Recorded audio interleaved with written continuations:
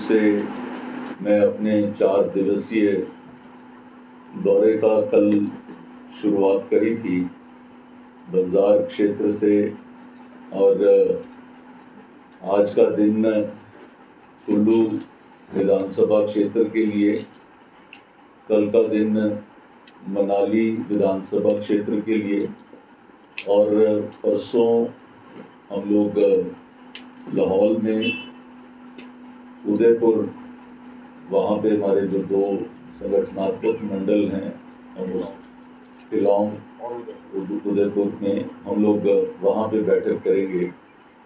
तो इससे पहले चरण में मैंने, ये दूसरा चरण है मेरा, जो मंडी लोकसभा क्षेत्र के जो 17 कंस्टिट्यूएंसीज पे जाने के लिए, पहले चरण में मैंने सुंदरनगर, बल, सरकाघाट और नाचन, ये 4 कंस्टिट्यूएंसीज करी थी, और इस बार ये दूसरी 4 का ये है। अगले चरण में मैं जो शिमला से आगे, जैसे रामपुर और आनी, ये 2 क्षेत्र का अगले सप्ताह में करने का है। इसी तरह से अगले लगभग 15-20 रोज में मेरा मंडी जो पार्लियामेंट क्षेत्र की हमारे जितने संगठनात्मक मंडल और कंस्टिट्यूएंसीज हैं वो सारे कवर हो जाएंगे। बेसिकली हमारा इस चीज के ऊपर सबसे अधिक जोर रहा है कि जो संपर्क है, जब तक आप जाकर कार्यकर्ता के साथ बैठ के बात नहीं करते, तब तक आप उसका आंकलन दिल्ली से या शिमला से उसका आंकलन नहीं ले सकते। और शायद ये पहली कड़ी में एक प्रदेश प्रभारी के नाते मंडल स्तर के ऊपर ये एक पहला प्रवास है।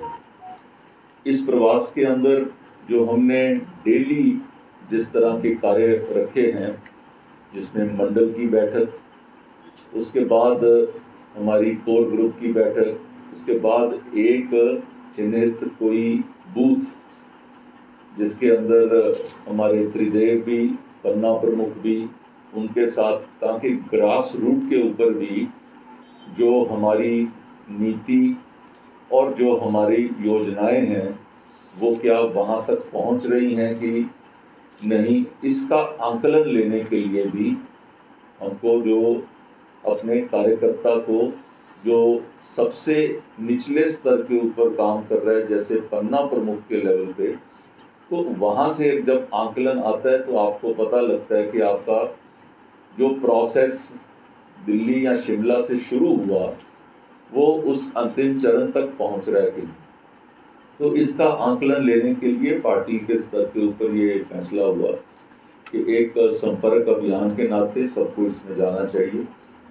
हमारे को, मेरे जो, मैं तो सह प्रभारी के तौर पे कार्यरत हूँ, हमारे प्रभारी अविनाश राय खन्ना वो आज अर्की जो विधानसभा है उसके दौरे पे वो गए हुए हैं। 25 तारीख को वो जुगल कोटखाई वो वहाँ पर जाएंगे। अभी 4 रोज पहले फतेहपुर जो है वो वहाँ पर भी गए थे।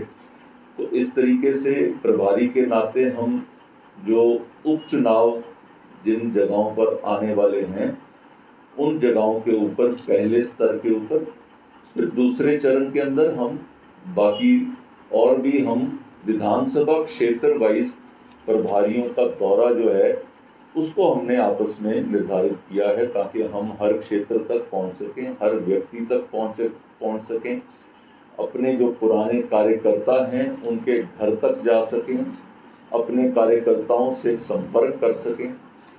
इसके नाते पीछे हमारी धर्मशाला में एक चिंतन शिविर हुआ था, जिसके अंदर सब जो मंत्री हैं उनको भी ये कार्य सौंपा गया था। उनको जिला स्तर पे उनको अलॉट किए गए, और आपने नोटिस किया होगा कि पिछले लगभग 1 महीने के अंदर हमारे सब मंत्री अलग अलग जिले के अंदर उनका प्रवास हो रहा है। हमारे जो प्रदेश के पदाधिकारी हैं जो उनके पास प्रभार है वो अपने क्षेत्र के अंदर प्रभार कर रहे हैं। हमारे लोकसभा के प्रभारी मेरे साथ बैठे हैं, वो भी इस क्षेत्र में साथ मेरे प्रवास कर रहे हैं। इसी तरीके से जिला के प्रभारी वो भी यहाँ पर बैठे हैं, कटवाल जी, वो भी साथ साथ वो भी प्रवास कर रहे हैं। तो इस स्तर से ये एक बहुत बड़ा संपर्क अभियान भारतीय जनता पार्टी हिमाचल प्रदेश ने ये जो शुरू किया है, इस संपर्क अभियान के नाते हम अंतिम चरण तक, जो बूथ पे जिस व्यक्ति ने खड़े होना है वहां तक पहुंच के, और फिर इसका आंकलन अगले 15-20 दिन में एक बार शिमला में बैठ के ये सारे प्रवास का एक उसका आंकलन किया जाएगा। और जहां जहां पे इस स्तर के ऊपर हमारे को कुछ त्रुटियां दिखती हैं, कमियां दिखती हैं, उनको कैसे सुधारना है, उनके ऊपर विचार, और उसको करके जैसे जयराम जी की सरकार प्रदेश के अंदर कार्यरत है, मैंने देखा कि कितनी ही ऐसी उनकी योजनाएं हैं, वो योजनाएं जो सड़क पर व्यक्ति के पास वहां तक पहुंच पा रही हैं कि नहीं पहुंच पा रही। हम आते जाते हुए किसी व्यक्ति विशेष से भी बात करके हम इस चीज़ को जानने का प्रयास करते हैं। तो एक ये आंकलन, ये टोटल स्तर के ऊपर, क्योंकि सरकार जैसे दिल्ली के अंदर मोदी जी की सरकार इतने अभूतपूर्व कार्य कर रही है, जितने के हमने शायद जो पिछले 70 वर्षों में हमने ऐसा नहीं देखा था। जो चीज़ें एक तरह से जो माना जाता था, स्वप्न माना जाता था, वो भी कार्य को पूरा किया मोदी जी की सरकार ने किया। उसमें चाहे राम मंदिर का बनना शुरू होना, उसमें चाहे 370 का हटाए जाना, ट्रिपल तलाक जो है उसको समाप्त करना, ये सब चीज़ें एक ऐसी आती थी जिन पे हमेशा रहता था क्वेश्चन मार्क कि ये शायद कभी होगी कि नहीं होगी। लेकिन हमारी केंद्र की सरकार ने उसको भी पूर्ण करके दिखाया। और उसके साथ ही साथ जो ये कोविड-19 का समय शुरू हुआ, जो लगभग पिछले 1.25 साल से जो चल रहा है, उसको किस मुस्तैदी के साथ अपने देश ने हैंडल किया, उसको कैसे कंट्रोल किया पूरे देश के स्तर के ऊपर, फिर राज्यों के स्तर पे, अब जिलों के स्तर के ऊपर उसको कंट्रोल करने का जो प्लान है वो भी चल रहा है। उसके साथ ही साथ आपने देखा होगा कि एक वैक्सीनेशन ड्राइव जो आज लगभग जो 40 करोड़ से अधिक लोगों को देश के अंदर वैक्सीनेशन लग चुकी है।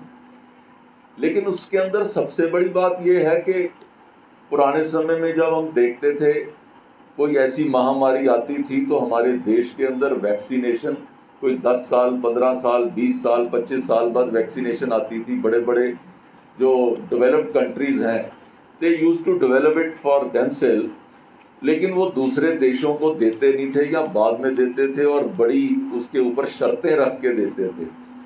लेकिन ऐसा पहली बार हुआ कि हमारा देश दुनिया के स्तर के ऊपर हमारे वैज्ञानिक और डॉक्टर्स ने एक ऐसी चीज़ करके दिखाई कि जब दुनिया की वैक्सीनेशन बनी और उसके साथ ही साथ हमारे देश ने 2 वैक्सीनेशंस को डेवलप किया, जो मैं मानता हूं कि एक साइंटिस्ट और जहां डॉक्टर्स के लिए एक अचीवमेंट है, वहां एक साधारण व्यक्ति के लिए भी अपने देश के ऊपर गुमान करने का एक बहुत बड़ा विषय है।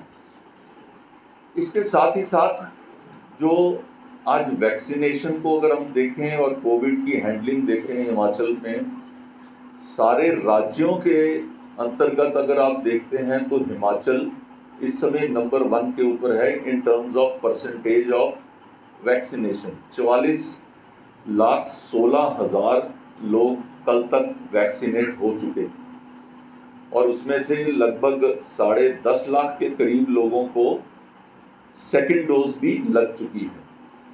तो इस दृष्टि से देखा जाए तो हिमाचल बहुत तेजी से इस प्रगति के ऊपर है। नंबर्स को भी कंट्रोल करना, उसको संभालना कैसे, और उसके साथ साथ किस तरीके से ऑक्सीजन प्लांट्स भी यहाँ पर साथ साथ लगाए जा रहे हैं। और हिमाचल के ऊपर खास तौर के ऊपर जहाँ हमारे केंद्र का भी इसके अंदर ध्यान है, हमारे जो दुनिया की सबसे बड़ी जो राजनीतिक दल है भारतीय जनता पार्टी, उस दल के जो राष्ट्रीय अध्यक्ष हैं वो भी हिमाचल से आते हैं। तो ये एक हमारे लिए, हिमाचल के लिए एक गौरव की बात है कि आज दुनिया के सबसे बड़े जो राजनीतिक दल को जो अध्यक्ष के रूप में हिमाचली एक व्यक्ति को वहाँ पे मिला। और हमारे जो प्रधानमंत्री जी हैं उन्होंने अपना कितना समय हिमाचल के अंदर बिताया, एक एक व्यक्ति तक उनकी पहचान है। उस दृष्टि से देखा जाए तो हिमाचल में एक आगे बढ़ने के सारे रास्ते हिमाचल के लिए वो खुले हैं। हमारे छोटे भाई अनुराग जी, वो भी आज कैबिनेट स्तर के ऊपर इंफॉर्मेशन ब्रॉडकास्टिंग और स्पोर्ट्स मंत्रालय के साथ वो कार्यरत हैं। तो मेरे को लगता है कि आज हिमाचल को एक, वो पहले कहते थे जी single engine, double engine, triple engine, आज वो 4 इंजन लग के हिमाचल को आगे बढ़ाने के लिए कार्यरत हैं। और मुझे उम्मीद ही नहीं, मुझे पूर्ण विश्वास है कि इस चारों इंजन्स के नाते भारतीय जनता पार्टी अपना मिशन रिपीट जो है 2022 का मिशन रिपीट को संभव बना पाएगी। और इसके अंदर हम बड़ी तेजी से हम अग्रसर हैं। हम लगभग पिछले 1 महीने से इसी कार्य के अंदर लगे हुए हैं। प्राइमरी ऑब्जेक्टिव हमारा उपचुनाव, ये जो आने वाले उपचुनाव, 1 लोकसभा और 3 विधानसभा के, और उसके साथ जो सेकेंडरी ऑब्जेक्ट हमारा कि हम लोग मिशन रिपीट की तरफ आगे बढ़ सकें, जिसके अंदर हम मोदी जी के नाम और जयराम जी के काम, हम इसको लेकर हम लोगों के बीच जाएंगे। यहाँ पर जो विकास की एक जो अविरल धारा बह रही है, आप किसी भी क्षेत्र पे देखेंगे, जल जो है वो हर घर तक पहुंच गया, जो एलपीजी का सिलेंडर है वो हर घर तक पहुंच गया, जो यहाँ पर लोगों को एक हेल्थ की जो फैसिलिटी जो केंद्र सरकार के माध्यम से जो स्कीम है, उसके अंदर जिन लोगों को नहीं मिल पाई, उसके लिए जो प्रदेश ने उसको ऑगमेंट करने के लिए अपनी स्कीम साथ में दी। जहां हम विकास को देख रहे हैं, जहां हम इंडस्ट्रीज को बढ़ावा दे रहे हैं, जहां हम लोगों के स्वास्थ्य का ध्यान रख रहे हैं, उसी के साथ साथ जो बुनियादी चीज़ों का करने के लिए भी हमारे सरकार पूरी तरह से कार्यरत है। और हम पूरे डंके की चोट के ऊपर मिशन रिपीट की तरफ आगे बढ़ रहे हैं और जयराम सरकार दोबारा से बन पाएगी, इस विश्वास के साथ मैं आप सबके साथ आज मिलने के लिए आया। मैंने अपनी बात आपके सामने रखी कि आपके मन में कोई विषय हो तो मैं उसका जवाब दे सकूं। धन्यवाद।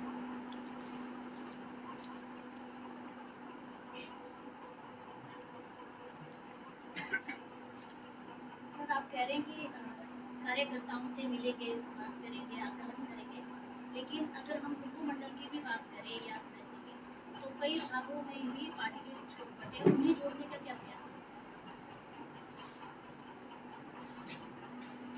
देखिए, जो प्रभारी का काम होता है, प्रभारी एक फेविकोल जैसा होता है, और फेविकोल तो आप शायद बड़े बरसों से नाम सुन ही रहे होंगे, उसका काम भी जानते होंगे।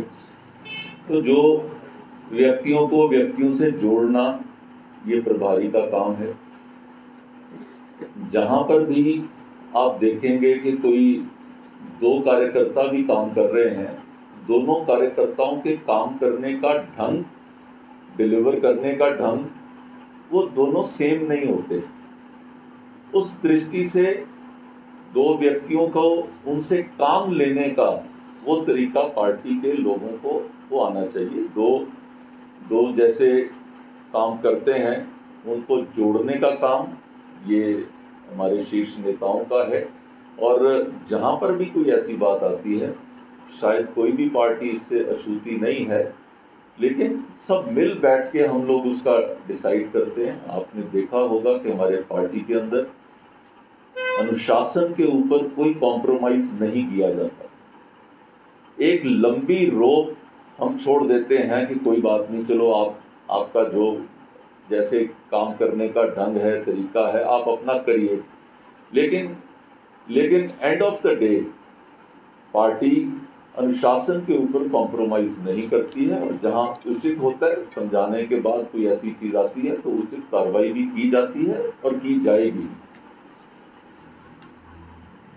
हाल ही में कुल्लू नगर परिषद के चुनाव हुए तो उसमें काफी जो नेता थे उन्होंने पार्टी विरोधी गतिविधियों में मतलब शरेआम पाए गए, लेकिन उसके बावजूद एक मैसेज चला गया कि कुछ नहीं होता है क्योंकि कोई कार्रवाई नहीं होती। क्या आगे भी ऐसा कुछ है कि जिससे कि कार्रवाई हो या कि ऐसे ढीला रहे? देखिए, हर व्यक्ति जो कोई इस ढंग से जिन्होंने कोई कार्रवाई करी है, उनके इंडिविजुअल स्तर के ऊपर जो उनके प्रभारी उस काम को देख रहे थे, उन सबके साथ हम लोग इन टच हैं। जिसको जो है किसी को समझाना, किसी को ताड़ना, किसी को उसके लिए जो है पनिश करना, ये सारे प्रोसेस ऑन हैं। तो वो कितनी गलती है उसके अनुपात में ही जो है कि कहीं पे आपने सिर्फ पेन किलर देनी होती है, कहीं पे एंटीबायोटिक देनी होती है, फिर कहीं स्टीरॉयड देने होते हैं, फिर कहीं पे ऑपरेशन करना पड़ता है। तो उस स्तर पे ये काम किया जाता है। सर, देश में दो बड़े मुद्दे हैं, महंगाई और बेरोजगारी। क्या लगता है कि आने वाले समय में जिस तरह से आप कह रहे हैं कि बहुत सारे विकास हुए हैं, लेकिन महंगाई की बात करें तो लगातार बढ़ रही है और बेरोजगारी भी बढ़ रही है। इसको लेकर क्या कुछ जो है सरकार आने वाले समय में लोगों के बीच जाएगी? देखिए, ये जो दो मुद्दे आपने जो बयान किए हैं, जब से मैं पैदा हुआ हूं मुझे लगता है कि ये दो मुद्दों के ऊपर ही सारे चुनाव के ऊपर बात आती है। लेकिन जब फाइनल डे आता है, आदमी के मन के ऊपर किन चीजों का असर होता है? वो होता है कि मैं जिसको चुनने जा रहा हूं, क्या ये व्यक्ति डिलीवर कर सकता है? क्या ये व्यक्ति मेरी आकांक्षाओं के ऊपर पूरा उतर सकता है? क्या ये व्यक्ति का मेरे साथ पूरा कनेक्ट रहा है कि मैं इसको आधी रात को बुलाऊं तो ये व्यक्ति मिल जाएगा? क्या ये व्यक्ति आज दुनिया के अंदर भारत की बात रख सकता है? क्या व्यक्ति इसका अपना व्यक्तित्व ईमानदार, सिंसियर है? क्या ये व्यक्ति सारे राज्यों के अंदर एक जो है एक मुठ जो कार्य को आगे बढ़ा सकता है? क्या ये व्यक्ति अपने राज्य के अंदर, अपनी विधानसभा के अंदर अपनी बात रख सकता है? सो ये जाके फाइनली आते हैं। ये जो आपने दो मुद्दे बोला, ये मुद्दे प्रचार प्रसार करने के लिए हर व्यक्ति इसको इस्तेमाल करता है, लेकिन एंड ऑफ द डे जाकर जब बटन दबाया जाता है तो एक personal connect and his capacity to deliver, these are the two things which affect a lot. Tandon ji, आपने कहा कि अनुशासनहीनता बिल्कुल बर्दाश्त नहीं की जा सकती है, लेकिन अगर कहीं हम अभी तो नगर परिषद के चुनाव की बात हुई, उससे पीछे जाए तो विधानसभा चुनाव हुए, उसमें भी पूरी तरह से पार्टी विरोधी काम किया गया, प्रत्याशी को हराने का काम किया गया, कार्रवाई कोई नहीं हुई। और वही दोहराव जो हुआ आपके नगर परिषद के चुनाव में हुआ, लेकिन अब मुझे नहीं लग रहा कि आज तक कोई कार्रवाई हुई है किसी के खिलाफ। आप दावा कर रहे हैं कि अनुशासन होता बिल्कुल नहीं बर्दाश्त की जाए। देखिए, कार्रवाई जहां हुई है वो भी आपके सामने है। जो बदलाव पार्टी के सोच के अंदर इस विषय के ऊपर कि जहां पे नहीं कार्रवाई हुई से कार्रवाई होनी चाहिए, ये आपको पिछले लगभग 1-1.5 महीने से आपको क्लियरली दिखाई देता होगा। और जैसे ये भाई साहब ने भी बात करी थी, थोड़ा सा आपका और इनका विषय कॉमन है तो मैं इस चीज़ को आपको गारंटी दे सकता हूं कि आज हम इस विषय को बहुत सीरियसली इस विषय को ले रहे हैं और कहीं भी किसी तरह की भी अनुशासनहीनता जो है उसको टॉलरेट नहीं किया जाएगा। देखिए शोक अगले विधानसभा चुनाव में ऐसा ना हो। बिल्कुल नहीं होगा जी, बिल्कुल नहीं होगा। सब मिल के चुनाव लड़ेंगे और हम जो है सरकार को रिपीट करेंगे। हम इस विश्वास के साथ आगे बढ़ेंगे। हमारी शुभकामना है। धन्यवाद। आपकी शुभकामनाओं के बिना हम भी नहीं आगे बढ़ सकते। बहुत बहुत धन्यवाद जी, शुक्रिया।